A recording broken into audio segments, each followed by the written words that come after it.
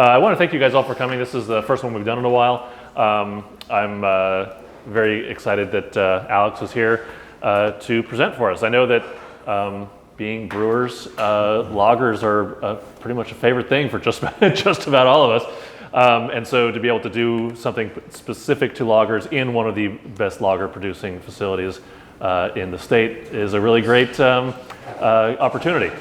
A few things that I'd like to, before I turn it over to Alex, some things that the Alliance has coming up. On Sunday, this coming Sunday, right, the 17th, I can't believe we're like halfway through November. Or it's sort of, I don't know what happened to October, but we have a fun event. It's a poker ride. It's a bike ride. It's not a race, thank God. It's just starting at Bayboro and then working way through St. Pete and then back to Bayboro, stopping off at different breweries. Each brewery you pick up a playing card, and then when you get back to Bayboro, whoever has the best poker hand, wins some prizes. And it's really just a fun social event, everybody to hang out. You do not have to be even good at bike riding. If you have an e-bike or a tricycle or a unicycle, whatever, come out, join us. It'll be a fun day. And it's fundraising thing for the Alliance, something to get people out there. It's open to anybody and everybody. We have sign up available through our Facebook page. Also, next week, what's the actual date, Tim? I want to say it's Wednesday, right? It's the 20th? That sounds right. Wednesday the 20th. We are going to have what essentially will be our year-end partner social for the Alliance. And it's going to be an opportunity to talk about what we've done this past year, what we're going to be doing in the coming year, some of the things that we've achieved, some of the things that we have, our initiatives that we really want to go after. It's a chance to talk to me and our board members. We will be at Lallemand, who are hosting us, and if you've never been there, shame on you, but you should go over there and have the amazing food and beer that they've got over there. It's also a beautiful spot. We are also going to be, we'll have some of our friends from One America Financial are helping to sponsor as well. And we'll have just a general state of the Alliance and talk about all the stuff that we're talking about, plus anything that you guys want to talk about, what you want to see from the Alliance, how we can be better partners together, what we can do as an organization to make our community and our industry better here in Tampa Bay. So I encourage everybody to plan to join us. I'll be sending out an official invitation to everybody as soon as I get word back from you. It's good to go? Okay, so probably by the end of the day today, I'll be sending out the invitation, and we really would love to have everybody show up and be there for that. It'll be our sort of wrap up of the year. We'll have a buffet too, oysters, all sorts of great stuff. Yeah, so you don't want to miss this. This is going to be really great. Then looking ahead to 2025. Obviously, Beer Week is on everybody's mind already. Tampa Bay Beer Week 2025, we will be having our first ever golf tournament. So registrations are open for that now. If you or the company you work for or somebody at a company you know works for wants to be a sponsor, we have sponsorships available. It's going to be really fun. We've never done one before. I'm not a golfer, but it should be a lot of fun to go out there and just whack the hell out of some balls and drink some beer during Beer Week. So I encourage everybody to sign up either just by yourself and we'll put you on a team, or put together a team, come out and help support the Alliance and have some fun at the same time. I think that's it. Sharmi, is there anything else that I need to bring up Alliance-wise? Okay, so in that case, I'm going to turn it over to Alex from Lallemand Brewing. Okay, so hello everyone. My name is Alex. I'm from Lallemand Brewing. I'm the new representative for the Southeast. I've been with Lallemand for almost 3 years now. I started as the Russian representative, as you can hear from my beautiful accent. So then I spent a few years in Baltics and Balkans, and now I'm finally here, working for 7 states, starting from North Carolina, Tennessee, and everything to the south, including Florida. I'm living in Tampa Bay, so I'm pretty close. If you have any questions, if you have any issues, I'm here to help you. Basically, that's my job, not just to sell yeast and other products, but also like provide technical support. Today we're going to discuss lager production, and maybe some of these things are going to be pretty easy for you, but you know, repeating some kind of this stuff is always like useful. Sometimes we just forget some obvious things we knew about, but like at some point, like you're listening to another presenter and they'll, oh yeah, really, that's how it works actually. So maybe it might be useful for you as well. Let's try to make it work. Yep. So we're gonna discuss lager, and without any doubts, it's the most popular beer in the world. And nowadays, I would say every brewer try to make it at least once. Even craft brewers nowadays, they're trying to make at least 1 or 2 lager beers in their portfolio, you know, being tired of excessive sour beers or double IPAs or something like that. A few years ago, I think it was some kind of joke like how to recognize a craft brewer in a bar. He's gonna drink lager. And lagers, they range from like pale versions of it to Vienna lagers with you know, some kind of bronze color to dark dunkels. But all of them have some unique and common trait. They should be balanced, they should be clear without any off flavors, and the balance is a key for most lagers beers. So, of course, light versions of lagers, they dominate on the market. But even in this category, we have like different styles of beers. It might be pilsners, it might be international pale lagers, Mexican lager, I don't know, Japanese lager, many styles of those. Today, when we're gonna discuss lager production, let's say we're gonna speak about light lager in general. We won't focus on some specific style like pilsner or something else. We're gonna just trying to discuss like the general approach of creating crisp and clean, nice lagers.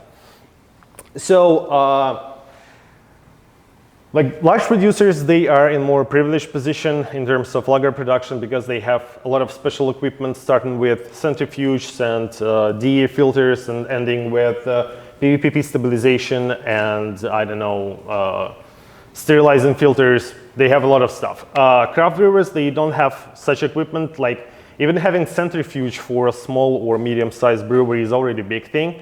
But there are some tricks you can use as well, like processes, for instance, to increase the clarity of the beer or its stability on the shelf.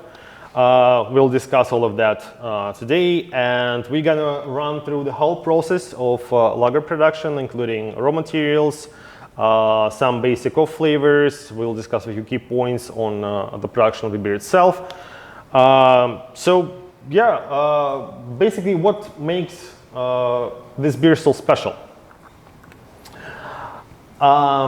It may appear simple, but that's, let's say, dangerous thing about this beer. So it's naked in terms of raw materials you use. So there is no way some kind of off flavors or technical flaws might be hidden behind, you know, overly hopped beers or some special malts. So each flaw of this beer will be visible. So choosing raw materials, process, like controlling the brewing process itself and maintain the quality are really important, especially for lagers. So we're gonna start with raw materials that is used for lager production. For lagers, we're gonna use pretty standard raw materials. That's mostly base malt. Again, we are talking about like light versions of lagers. So it's mostly base malt with some variations of, I don't know, Munich or a bit caramel malts, hops, yeast, and obviously water. And as I told before, so none of these ingredients should dominate. It should be in balance. So this beer could be like balanced. Yeah, sorry for that.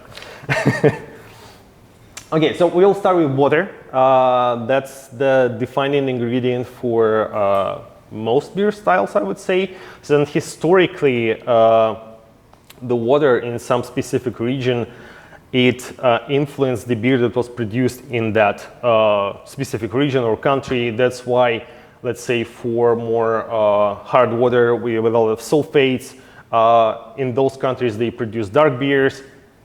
With pilsners or light lagers, the golden standard would be the water from the river Pilsen.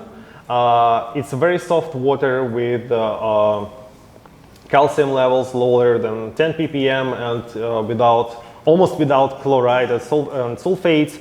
This water is pretty close to osmotic, I would say. So nowadays, of course, we can use reverse osmosis.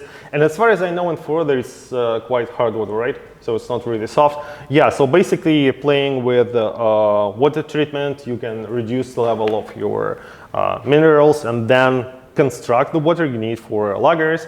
It's always recommended to use at least 50 ppm of calcium level to like increase the flocculation of the yeast. Historically, light malts, which wasn't that light in those times, were used to create lagers. And since it was darker, the pH of the mash they get from it was lower, so they were within the recommended range of pH for most of enzymes. So when we use like modern malts now, which is lightly kilned, we should adjust pH using food grade acids like lactic or phosphoric, again, just to reach the best pH for those enzymes.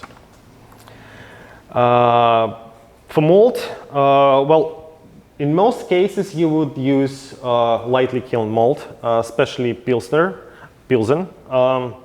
So ideally this malt should be well modified. For some styles you would use up to 15 to 20% of rice or corn. Again, with well modified malt it won't be a problem in terms of additional enzymes or even nutrition. But we'll discuss like multiple options on the next slides. And these adjuncts, they will not only decrease the level of free amino nitrogen, but also make the body of the beer lighter and make it lighter in color. Well, yeah, and the one thing I just mentioned is the fan level. So when you're trying to add some kind of adjuncts like rice, corn, barley, no matter what, you should consider that again, the quality of the malt should provide enough the aesthetic power, so you would actually have the possibility to get your fermentability from these adjuncts. And the thing is, second thing, these adjuncts won't provide any protein and therefore won't provide any amino acids. So you should either think of correcting the mashing regime or adding some kind of additional nutrients. Hops, well, the main idea, again, to be modest in terms of hop flavor. So traditionally brewers would use some European hops with clean and crisp bitterness. My absolute favorite here is Magnum. I use it all the time. It's a really nice and clean hop without any additional flavors, so you get this bitterness and that's basically it. In terms of aromatic hops, the one you're going to use closer to the end of the boil. Again, you can use something from European classics like Saus, Hallertau, Spalter Select, or Tanger. And of course, like we have many hop styles nowadays, so you can choose any of those, but just be reasonable in terms of flavor they will like add to the beer. Basically, just try to follow BJCP guidelines. So if it wasn't supposed to be some excessive hop flavor, you shouldn't add some aromatic hops like Citra or something like that. And of course, dry hopping is not traditional for lager production. It's more already, let's say, craft brewing sector. If you're making some kind of beer like IPL or cold IPA, which was popular a year ago. So yeah. For typical lager, dry hopping is something weird. Well, the most defining ingredient of the lager style is Saccharomyces pastorianus yeast. So this is a bottom fermenting yeast, which means that it tends to settle down at the end of the fermentation to the bottom of the fermentation vessel. Compared to ale yeast, which is a top fermenter as we all know, and it can be harvested from the top of it at some point. So at one point, these yeasts provide more clean flavor because it ferments at lower temperatures. At the same time, it's more difficult for these yeasts to clean the off flavor they will inevitably produce, like H2S, diacetyl. And that's why with lager production, we think about like longer maturation or lagering periods. So this is a pretty standard thing. In general, lager yeast tends to produce more sulfur compounds like H2S or hydrogen sulfide, for instance. And there is some additional trait of Saccharomyces pasterianus yeast. They can ferment some specific sugars like melibbiose, for instance. So it is believed that this yeast occurred somewhere in 16th century through natural hybridization between Saccharomyces cerevisiae and another microorganism that was found only in 21st century. So in 2006, microbiologists found microorganism that was 99.5% identical in terms of genome to the microorganism, another parent of Saccharomyces pasterianus. It was found, it's here. So it was found in these spherical galls on southern beech trees in Patagonia. And this microorganism was called Saccharomyces eubayanus. And basically, lager yeast or Saccharomyces pasterianus is a hybrid between Cerevisia and eubayanus. So since this yeast was found in breweries, it's just impossible to find them in nature. So it's not there. The main, how to call it, the main driving factor of lager yeast evolution were brewers. So through the centuries, brewers just selected those yeasts that performed better in fermentations and rejected those who made it worse. And that's why we have a situation when most of lager yeast are quite similar, and the whole range of lager yeast fit in just two categories, well, until recently. So, oh yeah, it's fine. Okay, so so these groups, they classified based on their genome. The first group called SAS, and it has two sets of chromosomes from eubayanus, so it's more like its wild parent, and just one set of chromosomes from Saccharomyces cerevisiae. What's unique about these yeasts, they are more cryotolerant, so they can ferment at lower temperatures. At the same time, they're quite poor in terms of maltotriose consumption, so they have lower attenuation. They produce less esters. They tend to produce more off flavors, and like in general, the fermentation is quite slow. The next big group, group 2, called Flochberg. So I would say most of existing lager yeast nowadays are from this group. So it has the same genome composition from eubayanus and cerevisia. It's basically 50-50.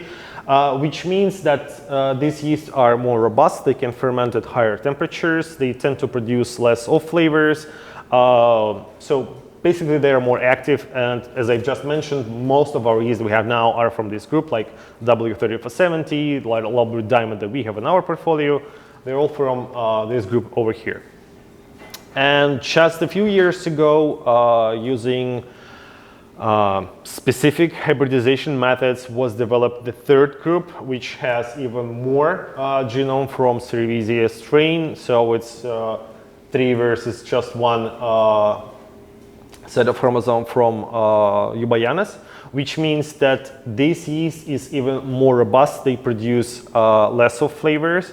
They have low impeaching rate, like it's basically the same as the ale yeast have. So yeah, so it's quite more active, and we will discuss one of these yeast later on. Well, now when we discussed like basic raw materials, we'll touch the process control, and we will start with meshing. So since lightly kiln mold, sometimes it might be not the best quality. Basically, you have three options of how you can do your meshing. It's single infusion, it's step mash, and it's decoction. All of them, they have their own pros and cons. We'll discuss it. So the idea is to reach different temperatures, which is more comfortable for some specific enzymes to do its job. So we'll start with single infusion. I would say for lager yeast, it's not that typical. If you're trying to make lager with a single infusion, like you should use the best quality malt ever. Since you're gonna miss like protein rest or beta glucanase rest, all this kind of stuff. So you might use some kind of adjuncts like flaked rice or flaked corn because like the starch in those were already pre-gelatinized.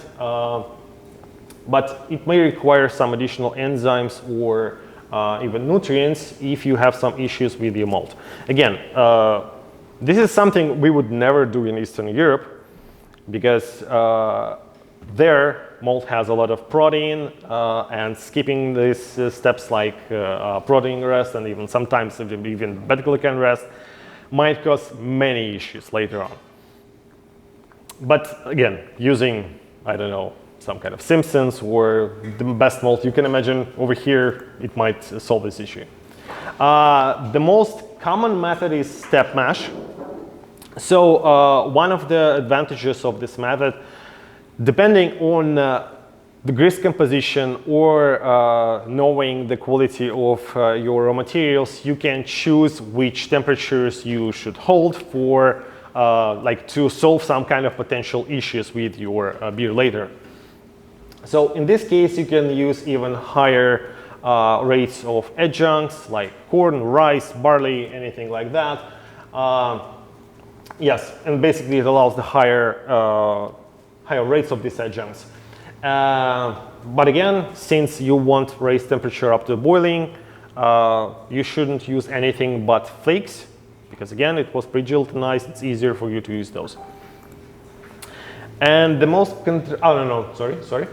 So this is just, I was trying to show the typical mashing regime, let's say for medium quality malt. So we started 125 degrees Fahrenheit for the protein rest. Let's assume that the malt is not best quality or you use some adjuncts, so you need to get rid of protein or increase the fan level. So I would say 15 minutes is pretty standard amount of time to solve most of these issues. Then you raise temperature to 145 and start working beta-glucanase, and you get your fermentable sugars. Then you raise your temperature up to 163, something like that. For the final saccharification, you can always check it with iodine test, but in most cases, like 15 minutes is more than enough. And then you raise the temperature up to mash out. So this is pretty standard. Again, like based on the raw materials, on your equipment, on many other factors, it might be changed, but this is, you know, what's written in the books. Whoop.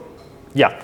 And decoction, I would say that's very controversial methods. Let's say some brewers say they can detect this beer out of any others, and the only way to make authentic lagers is with decoction.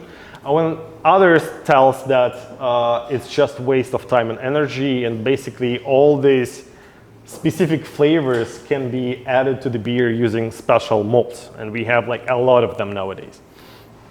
But historically, again, this method was used because of the quality of the malt.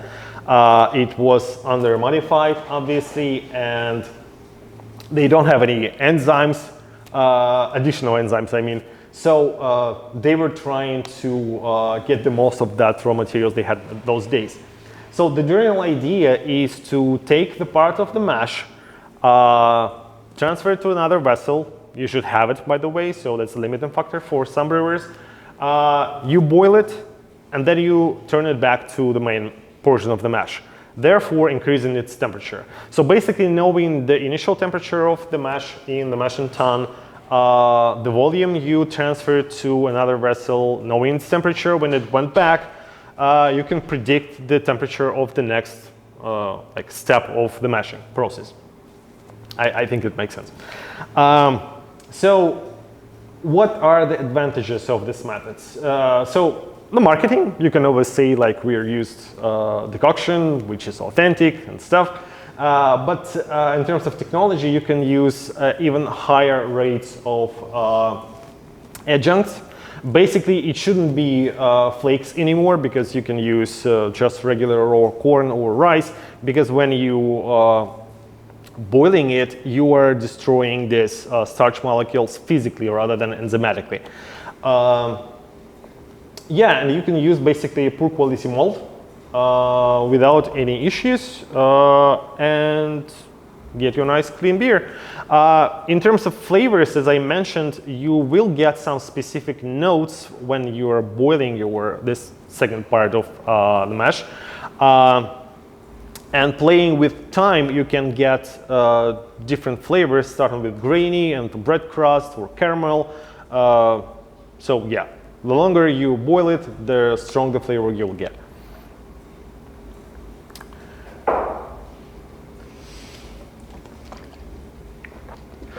Okay, so free amino nitrogen, that's the thing I've mentioned several times already. Why is it so important? Well, it's absolutely necessary for the yeast to grow and multiply. And we're gonna need a lot of lager yeast for, well, basically yeast for lager beers. Typically, we would try to reach something in between 150 to 200 to 130 ppm of free amino nitrogen. And another thing which is really important is free amino nitrogen directly impacts on some of flavors like diacetyl and H2S, because basically these off flavors are byproducts of synthesis of these amino acids. So when we have those in the wort, there is, let's say, there is no need for yeast to synthesize them and therefore produce these off flavors. How can we increase the amino nitrogen level in the wort? Well, first of all, again, as I mentioned, well, use well-modified malt. It might solve most of the issues. Then you can, the most simple thing you can do is increase the protein rest, just to get this additional small peptides and amino acids. Then you can use additional nutrients like the one we have, Yeast Life Extra from AB Vickers. It contains organic and inorganic sources of nitrogen, as well as necessary vitamins and minerals, so that can help as well. Or you might use proteolytic enzymes, again, just to get this additional amino nitrogen for the yeast. Okay, so yeah, there are additional enzymes that you can use just to, make your life easier when you use not the best malt ever.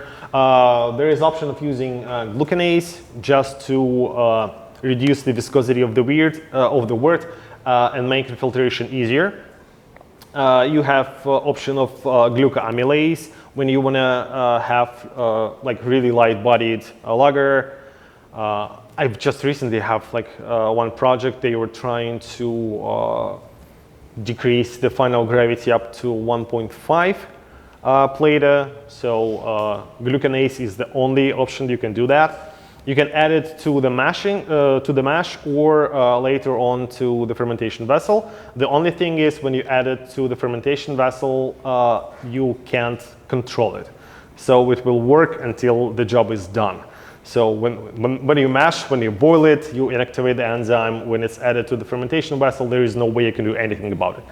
We're gonna need a lot of yeast, so we are trying to aim at 1 to 1.5 million of cells per milliliter per 1 degree of Plato of wort, compared to ales when it's 0.7 to 1 million. And to do that, let's say the rule of thumb is adding 1 ppm of oxygen per 1 degree of Plato wort.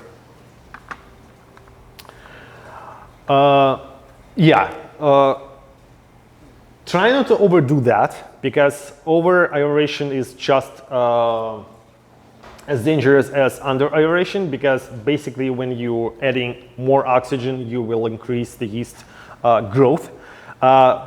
Usually you would try to get 3 to 4 multiplication during the whole fermentation process.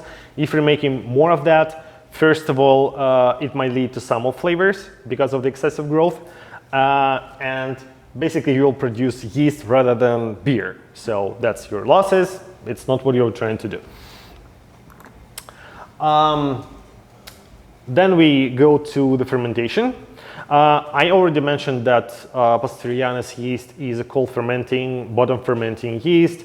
So for this yeast, typical fermentation would go in between 46 to 54 degrees Fahrenheit. And since the metabolism of this yeast is slower, it will take some time to get rid of some off flavors like the acetyl and H2S. So again, I mentioned that for a lager fermentation, long maturation or lagering periods is a quite common thing, specifically for first and second group of lager yeast, of course. When you ferment at warmer temperatures, that might lead to some off flavors, especially H2S. So the higher temperatures for lager yeast is a quite stressful situation. So try to avoid changing the temperature when it's already happening. So when I was working at the Heineken brewery, and of course we had like gas chromatography, we had like sensory panel. When the temperature changed just for a few degrees Celsius, it already caused some issues. So the flavor will change drastically if you have some kind of issues with cooling, or you decided to, I don't know, do something with the beer. So yeah, better leave it as it is, just to avoid stress of the yeast. Well, the first of flavor associated with fermentation in general, and I would say this is the first of flavor you think of when you're speaking about lager, is the acetyl. The compound that has flavor of butter or butterscotch at higher concentrations. For some styles, it might be appropriate to some degree. In other cases, it will be considered as off flavor. So most brewers will try to get rid of it. So it's a byproduct of vanillin biosynthesis. So I already mentioned that yeast will try to synthesize the amino acids they don't have in the media, in the wort. But the problem with lager yeast is that they have quite poor vanillin uptake. So even though you have enough of this amino acid in the wort, they won't just effectively take it from it. So for lager yeast, higher levels of diacetyl is a quite common thing.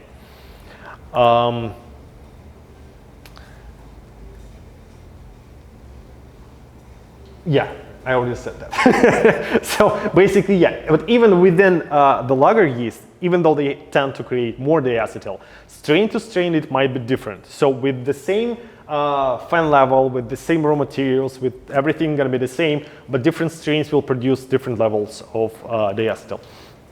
High pH, higher than 4.5, slows down the conversion of a compound called alpha-acetolactate. Well, basically, how it usually works. So from pyruvate, it goes to alpha-acetolactate, and then finally to vanillin, the amino acid they were trying to create. During fermentation, this alpha-acetolactate might leaks out of the cell, and then outside of the yeast cell, it will be chemically converted to diacetyl. And this conversion of alpha-acetolactate to diacetyl, it goes slower with higher pH. So what we'll discuss on the next slide, but I'll try to cover it right now. Just to increase this conversion, we are trying to reduce the pH level closer to the end of the boil and get enough of yeast cells just so they could lower the pH faster, so we could get rid of this diacetyl later. Oh, where are you? Okay. Yeah, and then, so I already mentioned like this diacetyl appears in the beer, and then it will be absorbed by the cell again, and will be converted to acetylene, another compound with a much higher threshold level. So we won't fill this compound in the beer. And we are trying to increase this process over here, so this conversion from alpha-acetylactate to diacetyl, as well as promote the absorption of diacetyl later by the yeast cells. And we can do that using separate ways. Well, first of all, again, I mentioned it many times, so we are trying to use nutrients. So we are trying to give these amino acids to the yeast, and we can choose the yeast that will have like the higher utilization of these amino acids. We can adjust pH closer to the end of the boil to just so the yeast could get this lower pH faster and easier.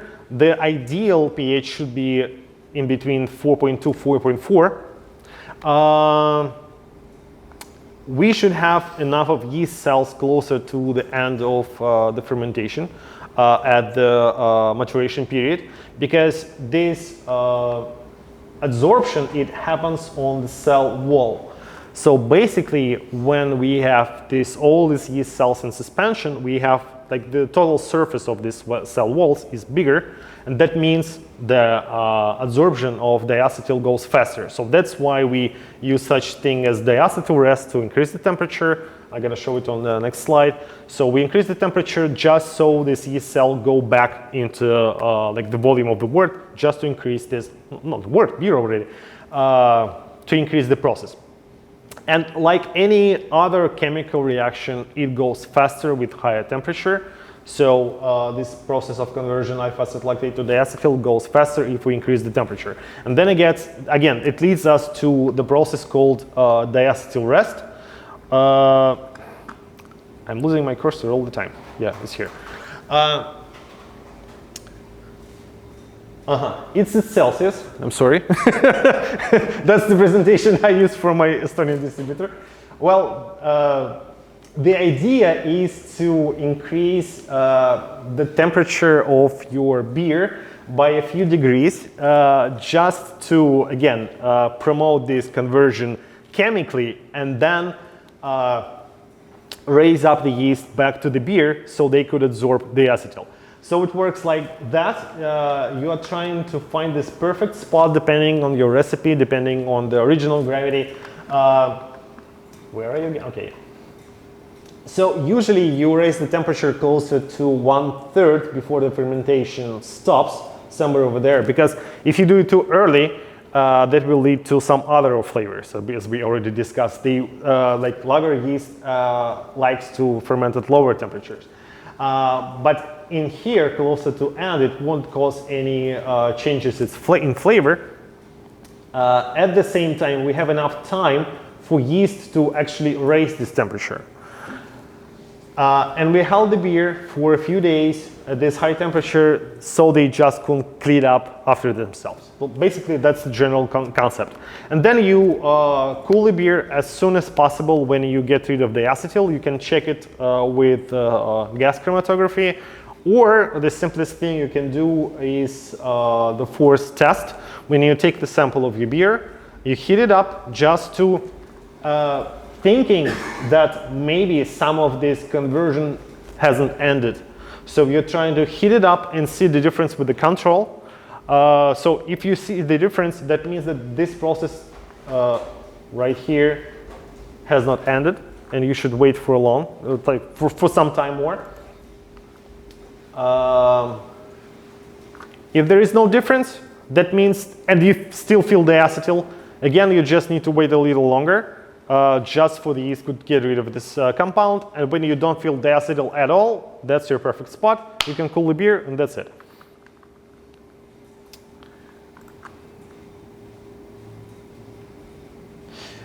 Yeah, and basically there is one more thing you can do to prevent of forming diacetyl in the first place. This is the enzyme called acetolactate decarboxylase, which works directly with the precursor of diacetyl, alpha-acetolactate.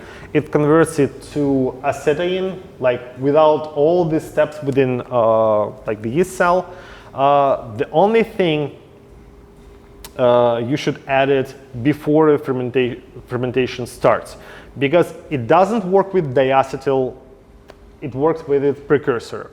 When you have diacetyl in your beer and the fermentation is over, the only thing you can actually do with diacetyl is kreuzening.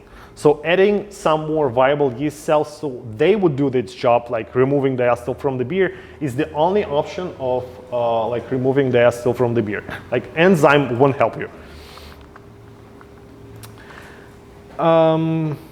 The next one, the next off flavor we all like often get in beer, lager beer, is H2S, quite typical for lagers.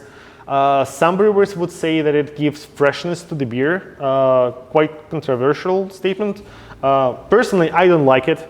And again, it works only on threshold level. If it's like if it has higher concentrations, it's gonna have this rotten eggs or at least boiled eggs flavor, which is not so pleasant, at least for me. So again, the same mechanism as with diacetyl.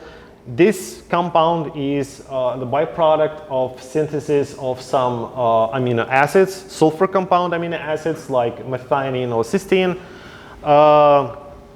So during the synthesis, yeast will just get rid of this byproduct, and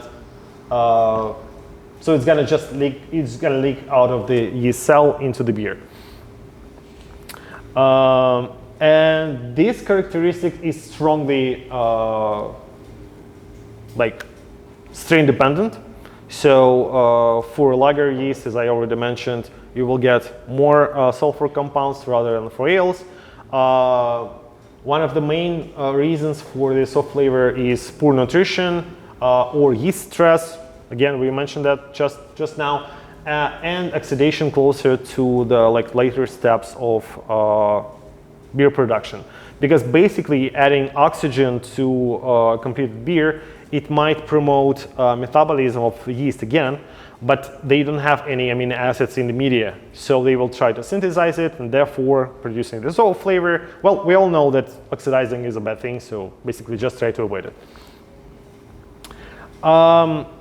As for control, it's pretty similar to diacetyl, really. So you should just have adequate pitch rate of healthy yeast. In most cases, they will remove this off flavor without any issues. You should just have enough of these yeast cells closer to the end of the fermentation. Use nutrients that has not only nitrogen but also vitamins.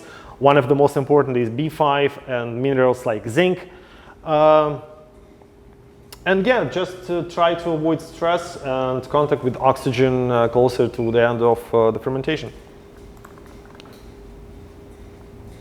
So we've mentioned several times already that some off flavors or like basic behavior of yeast is a strain-dependent trait. So what options we have as the company who basically produces yeast? The very first one is traditional lager yeast, Lallemand Diamond.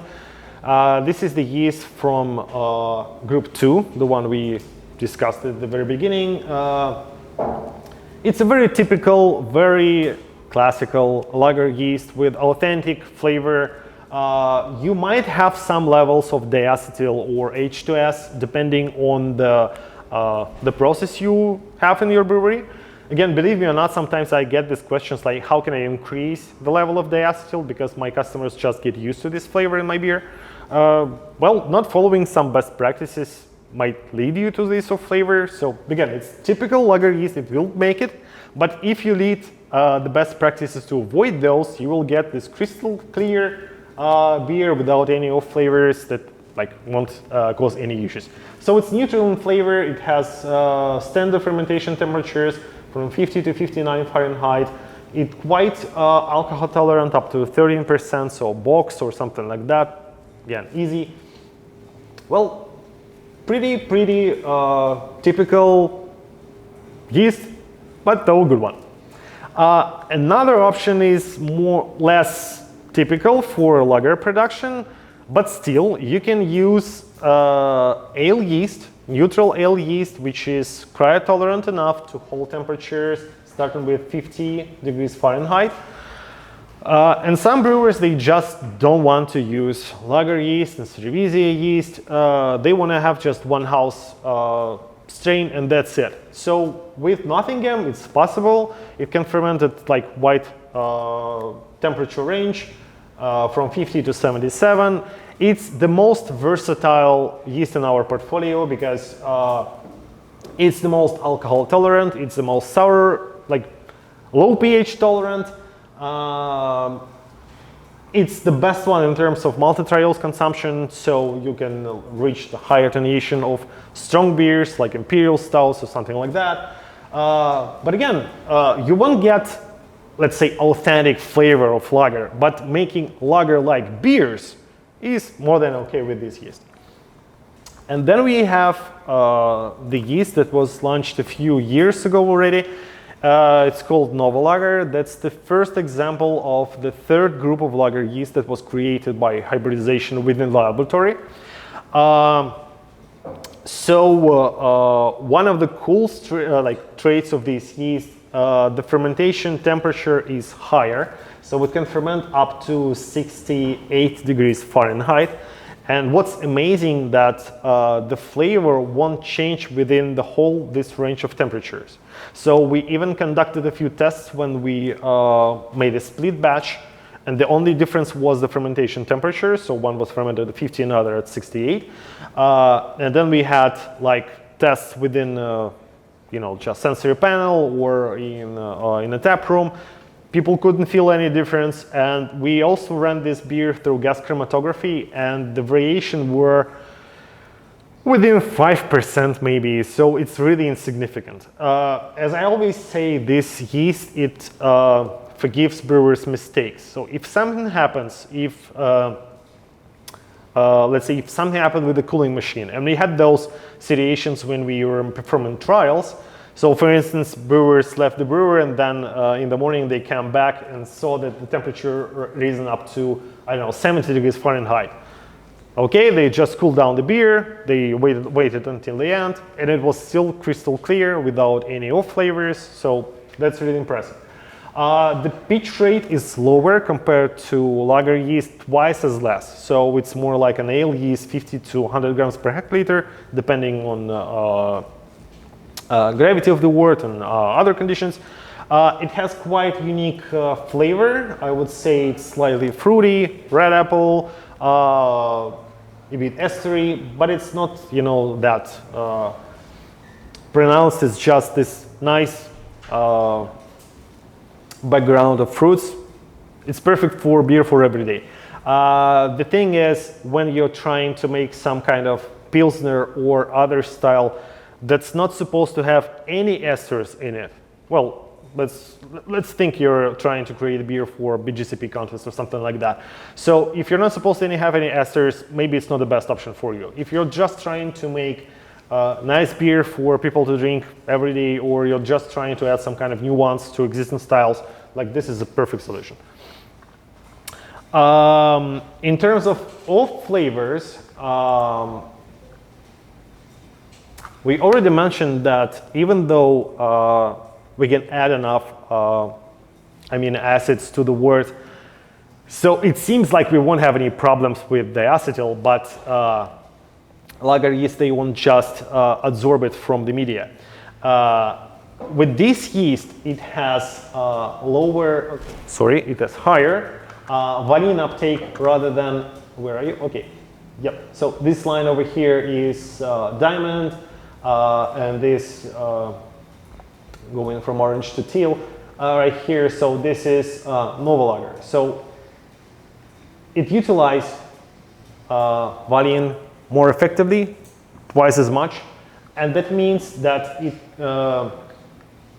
it produces twice as low diacetyl compared to traditional typical lager yeast. So first of all, you get rid of it easier and it produces less of it. And in terms of H2S, one of the parents that we used for creating this hybrid was quite unique wine yeast found in Italy. So these yeast grew up in a special environment. They don't have enough sulfur. So through the evolution, they created this trait. So they use all the sulfur they have to create amino acids rather than some off flavors like H2S, for instance. So we use this trait and we implemented it into this yeast. And that means that this yeast won't produce sulfur compounds at all.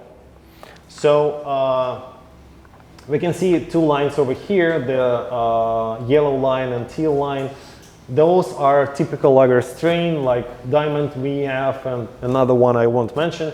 So we have up to 1800 ppm of H2S that will be produced during fermentation. For comparison, here I would say it's something in between 17 to 18 ppm. That's typical ale yeast. So Nottingham in our example. And here is Novo lager. So again, if you're trying to make a beer with some sulfur compounds, it's not the best option for you because you won't get it. If you don't like these compounds as I am, like, you can use Novo lager. It's cool stuff. No matter which yeast you're gonna choose, you should follow the best yeast management procedures. So we discussed in several occasions that it's necessary to pitch enough of yeast. So let's just say again that it's important for vigorous fermentations, for reaching full attenuation of your beer, reduce of flavors, and usually we are trying to pitch those a few degrees lower than the set of our fermentation temperature. So let's say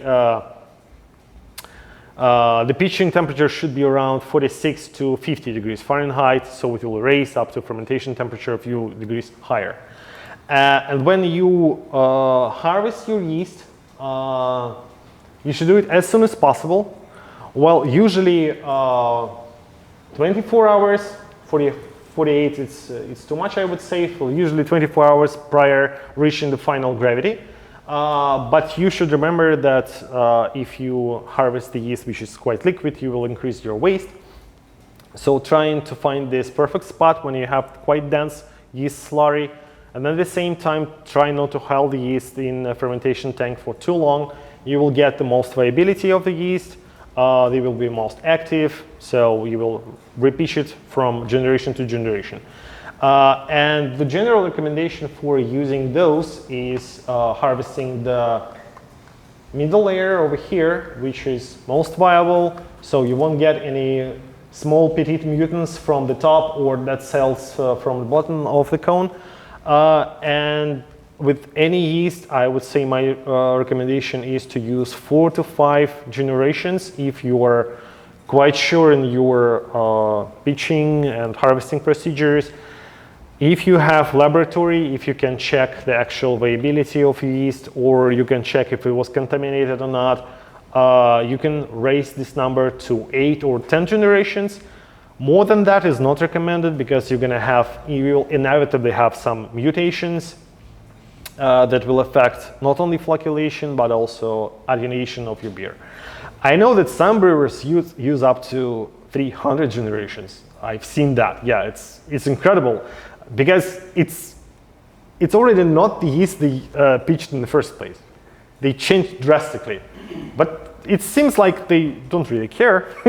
So for some people it works, okay, but if you're trying to make the same beer every time, you should use up to 10 generations and more than that. And yeah, typical viability should be higher than 95%. That's one of the best practices you can use. Well, that's basically you can check quite easily with just looking at the microscope, using some stains. So count your cells. It's pretty easy, but that's separate discussion. The final step is maturation, and again, as I mentioned several times, final customers, they expect lager to be crystal clear, but we, unfortunately, in most cases, we don't have some special equipment to do that. And that's when we utilize process aids. This stuff can help us to increase efficiency, reduce waste, get our beer, increase its quality, stability, and all of that. So we'll start with beer findings. Basically, all of them works like that. They bind to haze, creating particles like proteins or yeast, make these large complexes. And with a large surface, it's easier for them to precipitate out of the solution, and basically you will get rid of that faster. Easy as that. Depending on the particles you're trying to remove, there are several options, like well-known isinglass, which is basically collagen obtained from swimming fish, swimming bladder, yeah? Yes, swim bladder of fish. So it's not vegan, so it might stop some brewers from using those. At the same time, it's quite popular product in Britain. A lot of people use those for creating cask ales. So it has both positive and negative charges, so it will bind with both proteins and yeast, which make them quite effective. And we have vegan pectin-based option, which is called Protofine. It works in the same way, but it's not, so basically it's vegan. It was made out of citrus fruits. It works with both protein and yeast. It has rapid activities, so within 2 hours you will see the difference, and you will get your crystal clear beer like within 24 hours. And there is one more thing called silica salts, and the one we have is protosol that works with proteins only. So again, it will bind protein out of the beer, and when it's gonna settle down, it might get some yeast in its matrix, so you'll kind of get rid of both. But since it works specifically with proteins, it might be alternative to carrageenan and can be added to the boil. The last group I'm going to discuss today is antioxidants. Those are, well, first of all, they are scavenging dissolved oxygen that might get in your beer at any step of production cycle. And it also blocks stalling reactions. So it slows the formation of carbonyl compounds, especially trans-2-nonenal, which is quite, again, common for lager beers. It has specific flavor of wet carton or wet paper. So adding antioxidants will slow its formation and therefore increase the flavor of the beer. We have 2 options, Vicant SB and Vicant SBX. Both of them work in the same way, but Vicant SB is better for adding, let's say, to the fermentation vessel, to the bright tank. When Vicant SBX, it also contains tannic acid, which will react with haze forming proteins, and will also increase the colloidal stability of the beer, and therefore it should be used on a hot side during the mashing. These 2 bottles were oxidized and then heated. But one of them was with Vicant SB, and you can see the difference, the color is still there, it's lighter, so you don't have any browning reactions like we have over here. And it's not lager thing, but let's say IPL or IPAs or something like that. Hop flavors, they are specifically vulnerable to oxidation, so adding antioxidants will prevent the changing of these flavors of hops. So basically, just a few words in conclusion, because we ran through the whole Of course, it's not the whole process of creating lagers. There are too many information just to fit in one presentation. I was just trying to point out the main key points. Bless you. But controlling your brewing process will result in great beer. And one of the simplest things you can do is create a sensory panel out of your colleagues, or even asking someone with great sensory abilities to check if you have some kind of issues, because that can help you prevent some issues with your beer when it was already released. And even though sometimes like small producers, they don't have some kind of fancy equipment to remove I don't know, proteins or polyphenols, adding process aids might help you to get those results as well. So nowadays it's accessible to everyone. I hope it was useful, at least some of it. So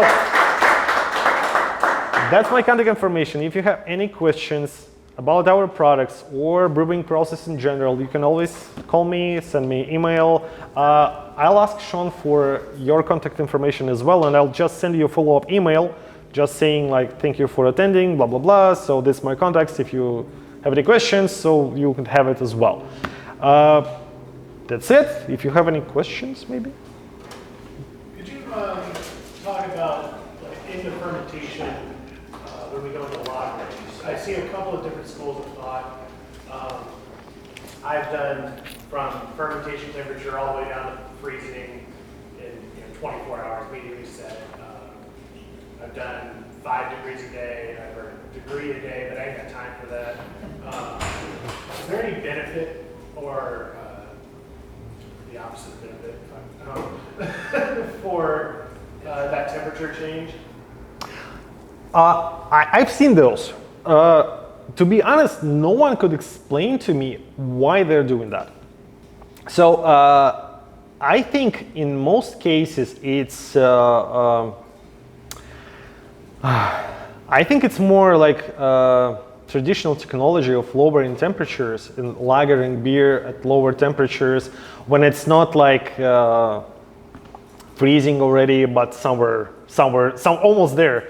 The thing is, it takes longer time, and the typical fermentation graph I showed you is the one they use at like large breweries like Heineken or Carlsberg, because I've seen that both. So the typical cold fermentation with warm maturation is the technique that most of brewers use nowadays. It's easier, it's faster, so you will get the same results. No one would feel the difference. And when it's over, I mean the whole fermentation, and get rid of diacetyl, you can just crush cool the beer and that's it. So there is no reason for this step cooling down. It won't get you any like profits. When you cool your beer, you will hold it up to 2 weeks just for colloidal stabilization. It has nothing in common with flavors already. But this step cooling, yeah, I've seen those, and I don't know why. I heard there was something about like shocking the yeast or something, but it's like we do it to ales, why don't we do it to lagers? Where's the difference? For ale yeast, it's even like the bigger fermentation, like the temperature difference. Right.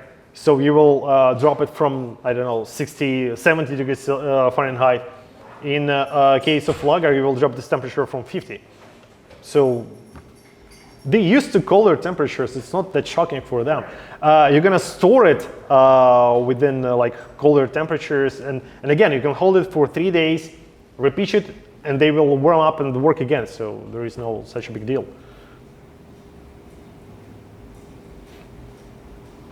Anyone else have any questions or comments or want to drink a beer? I'm glad you brought up LDC when you did, because I'm sitting over here screaming, hey, LDC, like the YMCA in my head. I love that stuff. It's like cheap juice. Yeah. Okay then. So you can ask your questions later, anytime. So yep. Thanks.